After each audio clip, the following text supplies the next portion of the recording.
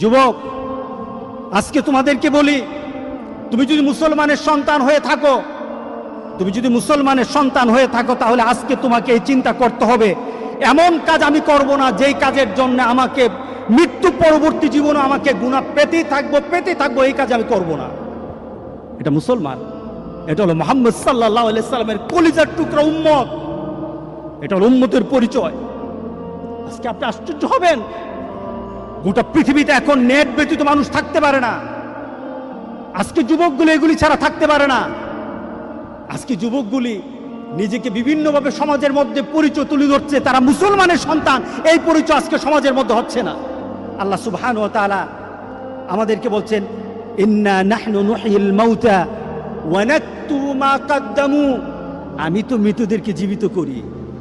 আল্লাহ বলেন, আমি মৃতদেরকে আবার জীবিত করব এবং তাদের কৃতকর্মগুলি আমি সবগুলি লিপিবদ্ধ করে রাখি। ওয়া কুল্লা শাইইন আহসাইনাহু ফি ইমামিম মুবিন, আর প্রত্যেকটি জিনিস সংরক্ষিত আছে তোমার জীবনের, প্রত্যেকটি জিনিস সংরক্ষিত আছে। যুবক, তোমার জীবনটা যদি, তোমার চলাটা যদি কুরআন এবং সুন্নাহ অনুযায়ী হয়, আল্লাহর রাসূল আর নেককার বান্দারা যেমন সুন্দর মউত পেয়েছে, রাসূল সাল্লাল্লাহু আলাইহি সাল্লাম বলেন, তোমাদের মউতও তত সুন্দর হয়ে যাবে, তোমাদের মউতও তেমন সুন্দর হবে।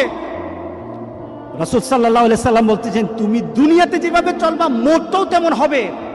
কোনো ধরনের খারাপি যদি তোমার মধ্যে থাকে, তুমি যদি খারাপ নীতিতে চলো, তুমি খারাপ দৃশ্য নিয়ে চলো, তোমার হাতে খারাপ থাকে, তোমার ঘুমের সময় খারাপ জিনিস তোমার সাথে থাকে, তুমি তোমার বন্ধু বান্ধবের সাথে যখন আড্ডা দাও তখন তুমি খারাপ কোনো দৃশ্য নিয়ে তুমি কথা বলো, তুমি তোমার বন্ধু বান্ধবের সাথে যখন কথা বলো তোমার ভিতরে খারাপ চিন্তা থাকে, তোমার মতটাও তেমন খারাপই মত হবে। কে বলেছেন? মুহাম্মদুর রাসূলুল্লাহ। বিশ্বাস হয় না? মুহাম্মদ সাল্লাল্লাহু আলাইহি সাল্লাম বলে গেছেন, তোমার মতটা তেমন হবে।